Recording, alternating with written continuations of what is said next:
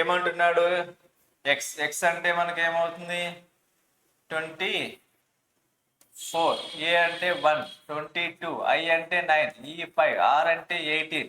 Next one H H అంటే 8, ఏ అంటే 1, D అంటే 4, ఐ అంటే 9, ఈ అంటే 5 అవుతుంది, హెచ్ అంటే 8 అవుతుంది. కాబట్టి ఇక్కడ మనకు అక్కడ ఎలా రాస్తున్నాడంటే ఇక్కడ ఏమో 24 ఉంది, 1 ఉంది, 22, 9, 5, 18 ఉంది. ఇక్కడ ఏమో రాశాడు 8, 1, 4, 9, 5, 8. అంటే ఏ ఆర్డర్లో రాసింది ఇక్కడ?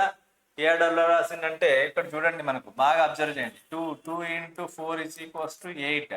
8కి 8 రాసిండు, 1 రాసిండు. దాని నెక్స్ట్ ఏమన్నా ఏమో రాసినాడు 2 into 2 is equals to 4 ఉంది కాబట్టి 4 రాస్తాం. నెక్స్ట్ వన్ 9కి 9 రాసిండు, తర్వాత 5కి 5 రాసిండు, తర్వాత 1 into 8 is equals to 8 రాసిండు. అంటే ఈ ఫార్మేట్లో రాసిండు. అర్థమైందా?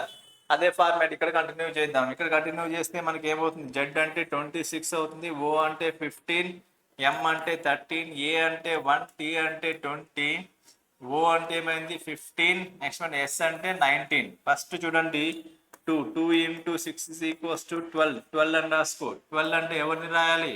ఎల్ని రాయాలి. Next one 15, 1 into 5, 1 into 5 is equals to 5 రాయి. 5 అంటే ఎవరిని రాయాలి? ఈని రాయాలి. Next one 1 into 3, 1 into 3 is equals to 3 అంటే ఎవరిని రాయాలి? సి రాయాలి. నెక్స్ట్ వన్ 1కి 1 రాస్తావు, 1కి 1 అంటే ఎవరిని రాస్తావు? ఏ రాస్తావు.